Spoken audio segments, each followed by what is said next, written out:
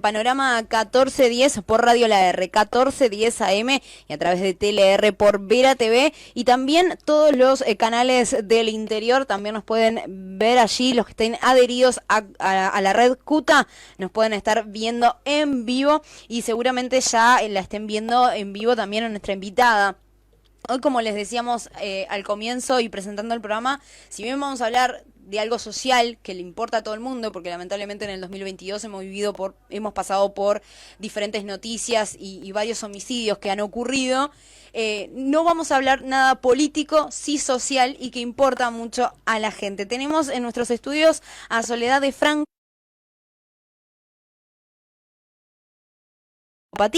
y otro sobre acompañamiento de personas afectadas por psicópatas. Muy buenos días y bienvenida a Panorama 1410. Buenos días, gracias por la invitación, es un gusto estar aquí y bueno, intentaremos aportar luz al tema. ¿Y qué conocimiento, digo, qué estudio, qué currículum? Digo, porque no, más allá de lo que vamos a hablar ahora, que tiene que ver puntualmente de qué trata, digo, no debe haber sido fácil, ¿no? No, es un tema apasionante. A mí tú sabes que siempre me generó esa inquietud, como esa fascinación cuando estudié en facultad. Soy abogada, cuando hice derecho penal fue como que lo máximo. Después, por cuestiones de la vida, no me aboqué a esa rama, también por mucho prejuicio, que dicen que bueno, que es un ámbito duro, difícil para mujeres. Y con el pasar del tiempo empecé a ver en la práctica, digamos, profesional, que había personas especiales, personas distintas, ¿no? Lo veía en asuntos de familia, en asuntos laborales, y bueno, en ese momento dije, bueno, ¿ante qué estoy? Entonces comencé a investigar y conozco allí a la Escuela Argentina de Psicopatía, que es la que me formó.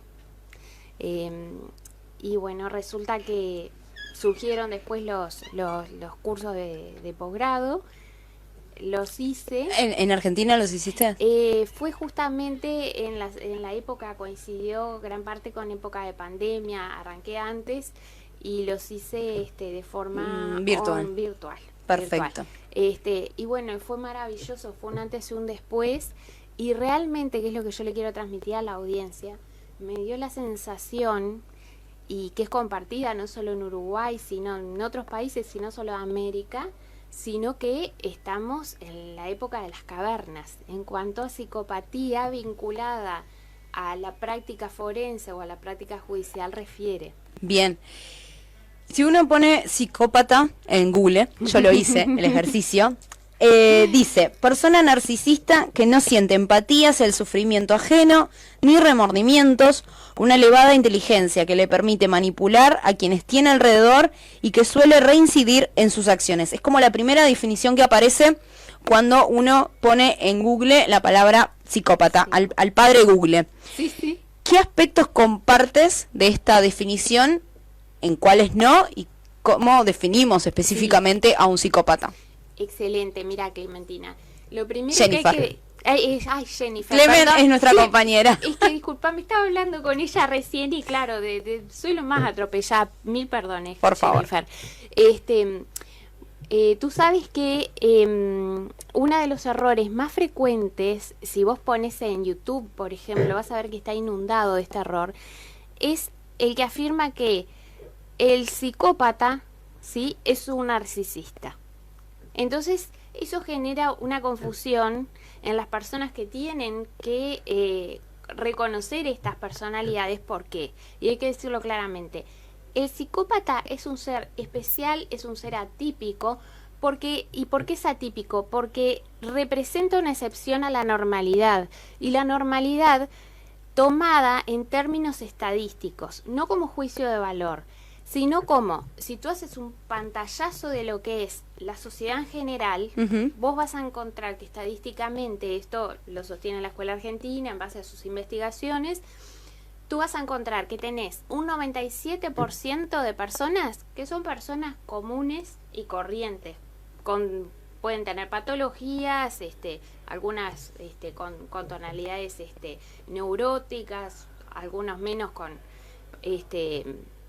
tintes no me sale, bueno, neuróticas y psicóticas, perdón, pero el psicópata no es nada de eso. Y el psicópata es ese 3% remanente, es esa excepción que confirma la regla. Entonces, lo primero a decir es, el psicópata no es un narcisista. Eso es uno de los grandes errores, porque el narcisista es un neurótico y el psicópata no tiene ningún rasgo neurótico. Y ahora te voy a explicar por qué. Ahora bien, ese 3% en Uruguay significa más o menos unos 90.000 personas, ¿sí?, que tienen esta característica de ser psicópatas. Esos 90.000 se dividen a partes iguales entre hombres y mujeres. Ese es otro mito, ¿verdad? Es muy importante porque a veces la gente dice psicópata, dicen, hay mayor prevalencia de la psicopatía en hombres. No. Y no hay, o sea, eso es un mito, no está avalado por ningún estudio. Entonces, el psicópata no es un enfermo mental. ¿Por qué? Porque es una persona, primero está excluido de los manuales diagnósticos, ¿no? La psicopatía no está incluida ni en el DSM-5 ni en el CIE, que es el manual diagnóstico de enfermedades mentales que se utiliza en Europa y respectivamente el primero en Estados Unidos de América. Para empezar por ese lado. Segundo, no es una patología porque es algo con lo que el sujeto nace, vive y muere, pero no le nubla en absoluto su capacidad de actuar de forma libre, con conciencia, con voluntad de sus actos, y actúa a unas sabiendas de que sus acciones pueden impactar negativamente en el resto de la sociedad o en otras personas concretas. Entonces, el psicópata, resumiendo para la escuela argentina, es un ser atípico, porque no integra el 97% de las personas, ¿sí?, que ese ser atípico, a su vez, es un ser que tiene dos características: códigos propios y libertad ampliada, ahora te lo explico, y recurre como mecanismo de relacionamiento con los demás a la cosificación. Bien. Entonces, resumiendo, la psicopatía es una manera de ser en el mundo, ergo es una personalidad muy especial, muy atípica y generalmente muy dañina. Bien. Me gustó eso último, es dañina. Es dañina. Es dañina. Necesariamente. Marieta, que es el líder de la escuela argentina, fue mi maestro, él decía, bueno, hay psicópatas que tienen utilidad social. A esos psicópatas con utilidad social él los denomina extravagantes. Y bueno, y te pone, por ejemplo, yo descartaría, en eso no coincido mucho con el tema cuando él dice que serían algunos políticos, porque en general el político psicópata no es beneficioso socialmente, pero sí, por ejemplo, esas personas que les encantan las tareas de riesgo, de altísimo riesgo, por ejemplo, un desarmador de bombas, ¿sí?, que es una tarea que no la puede hacer una persona con las características normales de un neurótico o un psicóptico, mucho menos, ¿sí?, y que brinda un servicio social bueno y positivo, volcando su psicopatía a algo que es bueno para los demás. Pero no es esa la regla de actuación de los psicópatas. O sea que si yo tuviera que definirte la psicopatía en acción, es bastante más negativa. Bien. ¿A qué edad se puede detectar a un psicópata? Mira, la psicopatía se detecta, desde muy chiquitos, ¿no? Es un mito eso de que hay que esperar a los 18 años. No, los niños comienzan a dar señales desde pequeños de que algo no está bien, es decir, que están teniendo conductas que son atípicas o anormales. Uno de los principales indicadores son esos niños que maltratan y matan animales, ¿verdad? Esa es una de las principales alertas, el maltrato animal, pero por el placer mismo del maltrato, ¿no? Después, otra alerta también es digamos, esa vocación que tienen algunos niños hacia el inicio del fuego, hacia el dominio del fuego. Esa es otra de las alertas. Y en las escuelas, por ejemplo, lo dice Marietán, quien primero los advierte son los maestros. No le saben poner el nombre de psicópata, pero dicen, este nene es raro, o sea, viene y me perturba la clase, me genera un caos. Porque ahora más adelante, si querés, vemos eso, lo que son las características psicopáticas, ¿no? Que algunas tú las adelantaste. Bueno, justamente, vamos a eso entonces. ¿Cuáles son las características que se pueden detectar en un psicópata? Exacto. Lo que sí tengo que decir antes es que la psicopatía no se diagnostica. Si se diagnosticara, yo no podría estar hablando acá porque yo tengo mi formación en ciencias sociales. Bien. ¿Por qué no se diagnostica? Porque no es enfermedad. Al no ser enfermedad, llama. No hay un tratamiento, no hay medicación al respecto. Tú sacaste la conclusión perfecta, que es esa, porque lo primero que te preguntan es, bueno, ¿y al psicópata se lo puede tratar? ¿Se lo puede internar? No, uno trata, interna, hace el tratamiento que sea necesario con personas que están enfermas y que por tanto son tratables. El psicópata, es lo que quiero que la audiencia entienda, no es tratable. No está enfermo. Entonces, por esa simple razón, no es tratable, no es enfermo, simplemente es así. Algunos dicen, bueno, el psicópata es el depredador del propio hombre, del propio ser humano. Y es posible que así sea. Y el segundo punto que quiero compartir con ustedes es que la psicopatía únicamente se detecta, ¿sabes a través de qué? De la acción. Tú podés decir si una persona con la formación de vida es o no psicópata, si tiene características o no psicopáticas, observando sus acciones. Al psicópata jamás, y eso es algo que no se sabe acá en Uruguay, ni los jueces ni los asistentes forenses, si uno escucha al psicópata, está muerto. ¿Muerto en qué sentido? En que estás a la suerte de un manipulador, de una estratega, sin códigos, excepto los códigos propios, para quien el fin justifica los medios. Entonces es capaz de simularte una denuncia, simular ser víctimas de delitos que no existieron, o sea, un sinfín de actividades que una persona normal no puede hacer porque le genera ansiedad, ¿verdad? Sí, angustia, sentimientos. Te generan ansiedad, sentimientos. Por ejemplo, en los casos se ve mucho de los divorcios y las separaciones ultra complejos. Cuando tú estás viendo una separación no compleja, sino ultra compleja, uno tiene que preguntarse, ¿acá no habrá algún psicópata? Entonces eso ya te permite que empieces a ver la situación con la mente un poquito más abierta. Entonces, resumiendo, psicopatía se advierte y se ve en acción. En acción. ¿Cómo se detecta? Bueno, hay otras escuelas, está la escuela española, está la escuela de la línea de Robert Hare. Yo me voy a ceñir a la escuela nuestra, que es la escuela argentina. La forma de detectar la psicopatía es sin interpretaciones, sin juicios de valor y simplemente describiendo conductas. ¿Qué conductas se describen? Son aquellas que están contenidas. Es una hoja para que la gente se haga una idea, que está dividida en 3 literales, el literal A, el literal B y el literal C. El literal A trata acerca de las necesidades especiales del psicópata y la libertad ampliada. Ahora, si querés, lo explico un poquito más. El literal B es acerca de la cosificación, que es el modo de relacionamiento que tiene con otros de psicópata. Y el C son los actos psicopáticos graves, que ya ahí estamos hablando de psicopatía forense, o sea, psicópatas que han transgredido la ley penal. Bien.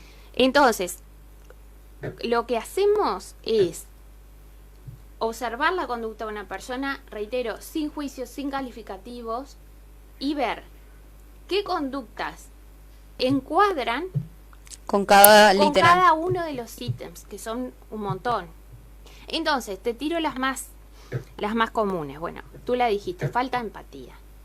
El psicópata no tiene empatía, porque la empatía es la capacidad de ponerse en el lugar del otro. ¿Y qué pasa? Que el psicópata considera a las demás personas cosas que están a su servicio. Uh-huh. Entonces, yo te pregunto, ¿Qué empatía podés tener tú con una bolsa de basura? Ninguna. Claro, ninguna. ¿Verdad? Esa es la empatía que siente el psicópata, ¿verdad? Respecto de otras personas. Ninguna. ¿Por qué? Porque los demás somos objetos utilizables y destinados a satisfacer sus necesidades, que son necesidades a su vez especiales. Son necesidades que reúnen las necesidades comunes de las personas comunes y corrientes: comer, dormir, salir, vincularse con otras personas, pero ellos tienen un plus de que tienen necesidades especiales. ¿Especiales en qué sentido? En que son necesidades no compartidas por el resto de la gente. Y yo siempre pongo un ejemplo, y es el ejemplo del canibalismo. Ah, claro. ¿No? Los asesinos caníbales. A ver, a todas las personas nos repugna la sola idea de pensar en eso. Bueno, pero a escasos psicópatas, ¿sí?, tienen esa necesidad especial de, además de comer la comida normal, comer carne humana. Por eso se le llama necesidad especial. Ajá. ¿Verdad? Entonces, el psicópata, para alcanzar sus necesidades especiales, para satisfacerlas, ¿sí? Ejemplo puede ser canibalismo, otra cosa puede ser vivir cómodamente la vida sin tener que trabajar, ¿no? Porque tienen un estilo parasitario. Desarrollan todo tipo de conductas, ¿sí?, dirigidas a alcanzar ese fin, sin importar en absoluto a quién pasan por encima a lo largo de ese camino. ¿Y por qué son imputables? ¿Por qué son responsables ante la ley? Porque ellos conocen lo que está prohibido, lo que está permitido, lo que está bien. O sea, son conscientes. 100% conscientes. Por lo que hablábamos hoy de que no son tratables, de que no tienen una enfermedad. Exactamente. Perfecto. Exactamente, es eso, porque a ver, ellos son conscientes de lo que está bien y lo que está mal. Pero ¿qué pasa? Ellos hacen primar su necesidad especial, ¿sí?, a las inhibiciones que le impone la sociedad o las leyes. Bien. Bueno, justamente por eso era que te habíamos convocado, sobre todo porque este 2022 fueron, capaz que años anteriores también, pero este 2022, que lo estamos cerrando ya por suerte y esperando un nuevo año, fue un año de muchos homicidios. Sí. Y de homicidios graves, sí, descuartizados, personas descuartizadas, cosas que no se veían y que se veían en las series o en películas, y uno no pensaba que en Uruguay podían pasar estas cosas. Hablamos del 2022, pero ya sabemos que el 2021, que viene desde hace tiempo, sí, o sea, han aparecido más psicópatas, han resurgido más psicópatas. ¿O por qué se está dando que en Uruguay, en un país tan chiquito, se generen estos casos de tanta gravedad, de tanta gravedad? Sí, claro. Sí. Criminalistas, sí, tremendas. Que matan por el simple hecho, digo, más allá de que tienen quizás detrás, digo, sí, no tienen empatía, justamente. Claro, el modus operandi, como exacto, le dicen. Mira, tú ahora decís eso, y recuerdo, bueno, un caso tremendo de un hombre que lo mataron, lo descuartizaron, lo tiraron al río. Sí. Bueno, eso está por todos lados. Después también recuerdo un caso de un padre en el centro que mató a sus dos hijos en el marco de la separación. Llamó tranquilamente a la policía, avisó que había sido él. Sí. Y ahora, hace un tiempito, se quitó la vida estando en prisión. Sí, ¿no? Es verdad. Entonces, uno dice, bueno, esos no son conductas normales. Evidentemente, detrás de ese proceder, ¿sí?, hay una cuota de psicopatía importante. Ahora bien, esa es la pregunta del millón. ¿Será que hay más psicópatas ahora? ¿Será que el estilo de vida de las sociedades occidentales está llevando a que las personas cada vez pierdan más las inhibiciones y trabajen para sus propios intereses, sin importar el daño que causen? Es una pregunta que todavía no tiene una respuesta científica. Bien. Pero lo que sí es claro y que es una pauta, es que esos homicidios tremendos, excepto este que hablamos de estas criaturas, los que han tenido descuartizamientos, no todos, pero varios, tienen su conexión con lo que es el narcotráfico, ¿no? Lo que son bandas organizadas de tipo criminal. ¿Y qué pasa? Los psicópatas son integrantes perfectos por su forma de ser, ¿sí?, para ese tipo de bandas. Porque ¿qué pasa?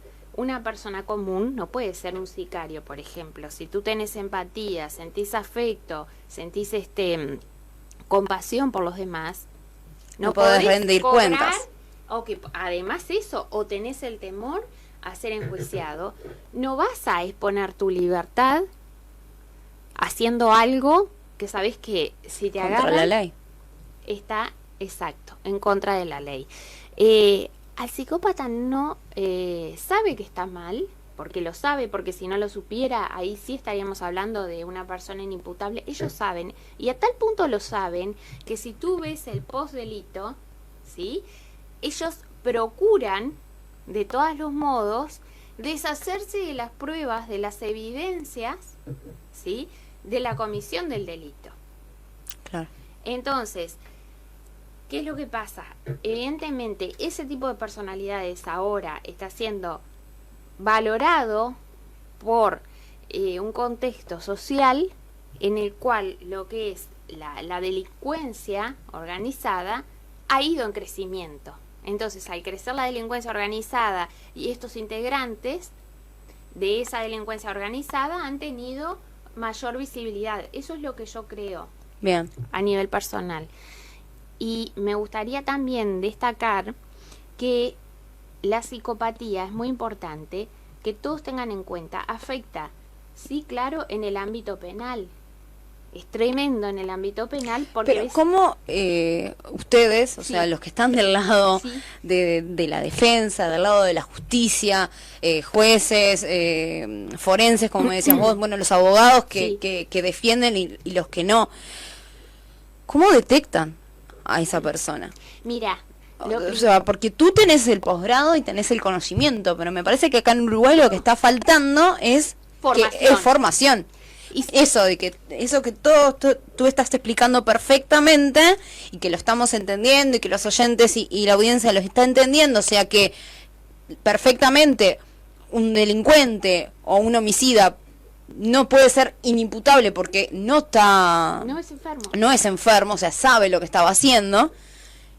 Los jueces, los forenses, muchos abogados, sí, a ti te aparto de esto porque tú tienes, sí, el conocimiento, no lo tienen. No. Entonces, intentan como justificar el accionar, por ejemplo, un chorro también puede ser un delincuente, un psicópata. Sí, por supuesto. Porque está pensando en él, exacto, en que a él le falta algo y que él lo quiere y lo obtiene a como de lugar. Como también puede haber personas que delinquen que realmente lo necesiten o, exacto, que piensen que lo necesiten, sí, y que tengan otra...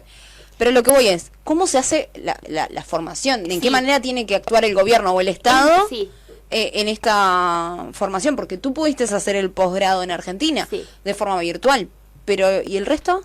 Mira, es súper interesante lo que vos planteás y yo creo que, y esto sí es una crítica y me hago cargo a mis colegas, y es la siguiente: colegas y asistentes judiciales. O sea, cuando digo colegas me estoy refiriendo a abogados, a fiscales y a jueces. Y cuando me refiero a los asistentes judiciales me estoy refiriendo a todo el equipo técnico que asesora a los jueces. Para aprender de este tema se necesita algo que es fundamental, que es la humildad. ¿En qué sentido? En el sentido de decir, no lo aprendí en facultad porque no nos lo enseñan. No lo enseñan. Pero yo soy libre y puedo esforzarme y puedo aprender cosas que porque yo no las conozca no significa que no existan. Pero ¿qué pasa? Como estamos todos tan segmentados y llenos de prejuicios, el juez, el abogado y el fiscal piensan, no, eso es un tema de la psicología y de la psiquiatría forense. El problema, y te digo pues yo me he tomado ese trabajo, es que he hablado con psiquiatras y con psicólogos, unos cuantos uruguayos, y me dicen, Sole, A ver, en la carrera de psicología, si vemos un día lo que es la psicopatía, es mucho. Se dedican a la psicosis, a las neurosis, pero la psicopatía, claro, no es una enfermedad. Claro. Pero es lo más dañino que te puedas imaginar y afecta socialmente. Entonces, ¿qué ocurre? Claro, hasta podemos decir, quizás, Sí. nos hacemos cargo las dos, Sí. de que la delincuencia puede ser a causa de los Sí. psicópatas que hay en la calle, digamos, y sin saber que lo son. Exacto, es que mira, Porque no se, pues justamente lo decías vos, no se puede detectar. no se puede detectar. ¿Sabes por qué? Diagnosticar en realidad, detectar se detecta con las acciones, pero Se no se detecta. puede diagnosticar y por lo tanto Claro. son personas normales y no lo son. Si tú sabes que, mira, permitime que te lo corrija, ¿no? Diagnosticar, recuerda que solamente se hace para diagnosticar patologías. Patología. Como esto no es una Una patología. patología, la metodología de la que yo me hago cargo, que es la que me formé, es la metodología descriptiva. O sea, vos De acciones. observás las acciones y vos, sin emitir ningún juicio de valor, decís, bueno, esta persona tiene empatía y no, ves que le robó a la abuela, después, no sé, atacó a un vecino para sacarle dinero, después le pegó un tiro a su hijo. Entonces vos decís, este tipo empatía no tiene, ¿sí? Pero no es un juicio de valor, es simplemente por el contraste de las acciones con lo que está contenido en el descriptor de rasgos psicopáticos, Bien. que ese es el instrumento que nosotros utilizamos. Y permitime redondear, lo que tú decís, a ver, no nos podemos defender, ni nosotros, ni cumplir cabalmente nuestras funciones como abogados, como miembros del foro, como asesores de los jueces, si no somos aptos para reconocer realidades que existen. Porque guste o no, la psicopatía existe, ha existido y va a seguir existiendo. Claro. Entonces, solo nos podemos defender de aquello que conocemos. Si no conocemos de psicopatía, fantástico, yo tampoco tenía la menor idea. Hace 19 años salí de facultad y no tenía idea de lo que era. Pero tuve la voluntad de formarme. Tú sabes que cuando yo te decía falta de compromiso y de humildad, yo integro grupos de colegas, de abogados, y siempre mando cuando hago alguna capacitación, o sea, hasta ahora ha sido todo informal. El año que viene estoy comprometida a empezar a hacerla de forma ya profesional. Pero para que la gente por lo menos se empiece a decir, ¿qué es esto de la psicopatía? ¿Sabes que jamás contestan? No contestan. Ni siquiera se inmutan, ni siquiera se molestan. Porque dicen, eso es de la psicología. No, señores, no es de la psicología ni de la psiquiatría exclusivamente.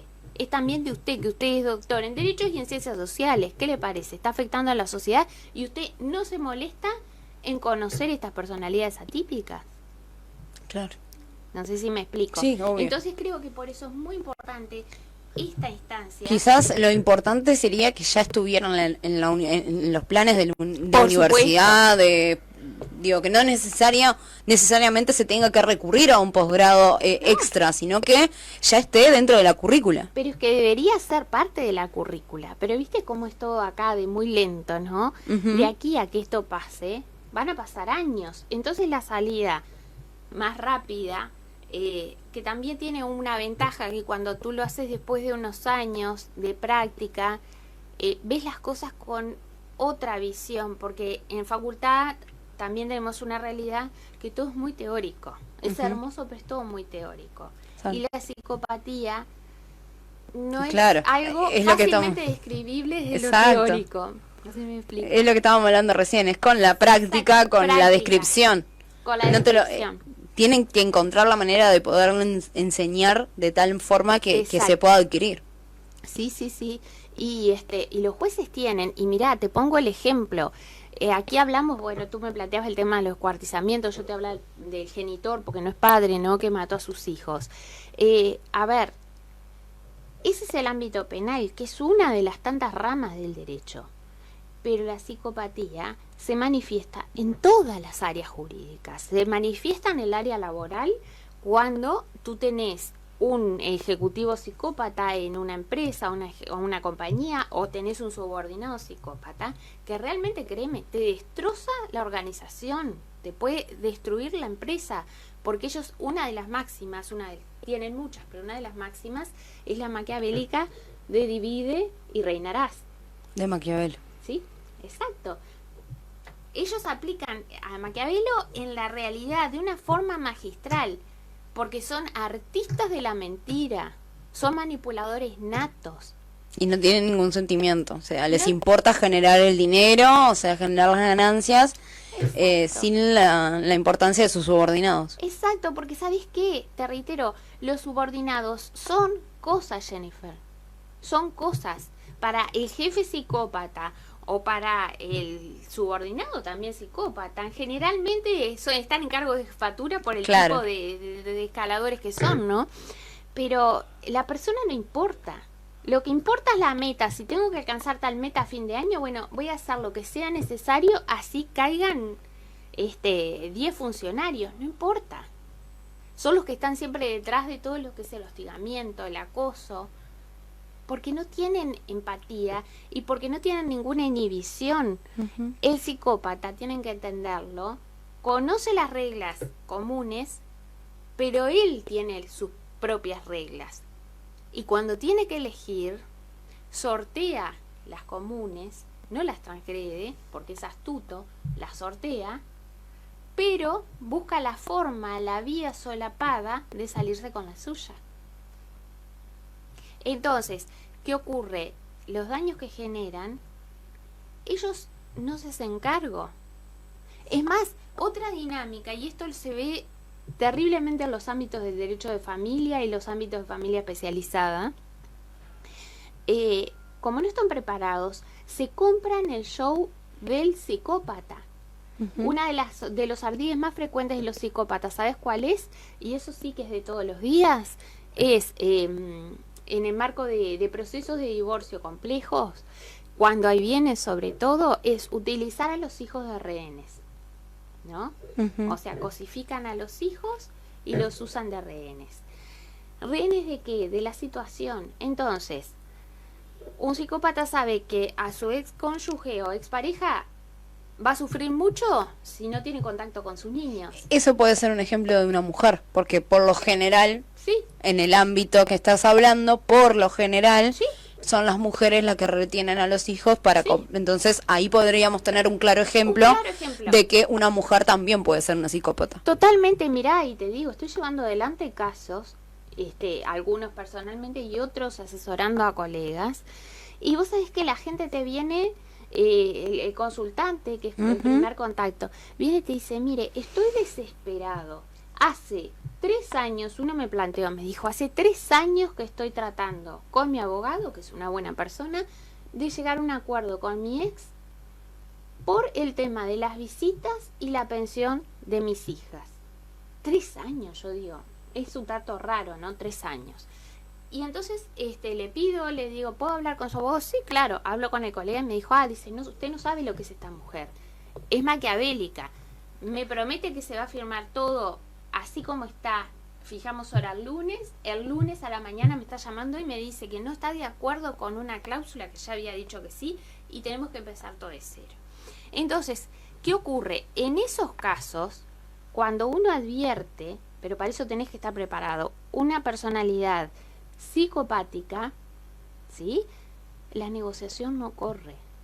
Porque la negociación necesariamente requiere de buena fe.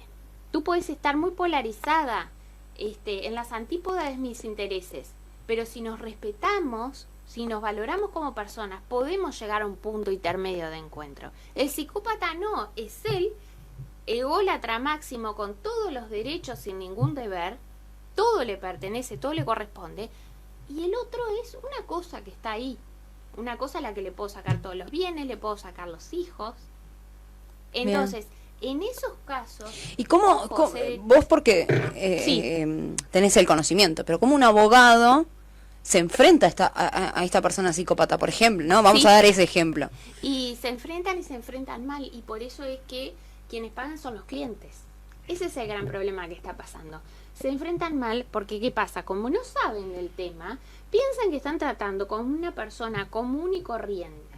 Que solamente se niega a ciertas cosas. Que solamente se niega. Pero ¿qué pasa? no está frente a una persona común y corriente, porque no es normal que alguien no pueda firmar un convenio de visitas, ¿sí? Durante 3 años. Claro. ¿Verdad? Entonces, eso ya de por sí tiene que ser una alarma que al profesional diga, bueno, esto normal no es. ¿Y entonces cómo se hace ahí? ¿Cómo se hace? Sabiendo de psicopatía, aprendiendo, formándose. Entonces, cuando a vos te viene la duda, decís, bueno, voy a empezar a indagar. Y empezás a aplicar toda la metodología, ¿sí? De detección de psicopatía. Pero digo, ¿qué se puede hacer en esa situación? Si no se puede diagnosticar, no se puede decir, ella es psicópata. No sé, o sea... ¿Cómo se llevaría a cabo el caso entonces? Claro, no se diagnostica. ¿Qué pasa? Lo primero que tiene que hacer el abogado es formarse. Cuando se forma, puede observar las conductas y confrontarlas con el descriptor. Si de ese contraste surge una personalidad psicopática, ahí hay muchos mecanismos que se utilizan habitualmente en el área jurídica, la mediación, la conciliación, el enfrentamiento entre una parte y la otra, que eso es un horror y lo hacen a diario los jueces, lo hacen a diario los colegas. Esas cosas no pueden correr, porque tengamos claro algo, gente, en una relación del tipo que sea, laboral, afectiva, entre los hijos, en la cual hay un psicópata y una persona común, ahí están en una relación abusiva, en la cual uno ejerce abusivamente sus derechos y lo que no son sus derechos, pero que los toma como propios, ¿sí? Respecto de la otra persona. Bien. No es una relación simétrica, es una relación de abuso. Bien. ¿Te parece, Sol, si nos vamos a una pausa y a la vuelta, porque el otro posgrado en el que tú te especializaste también es en el acompañamiento de las familias de estas personas psicópatas? Y bueno, justamente de eso vamos a hablar luego de la pausa.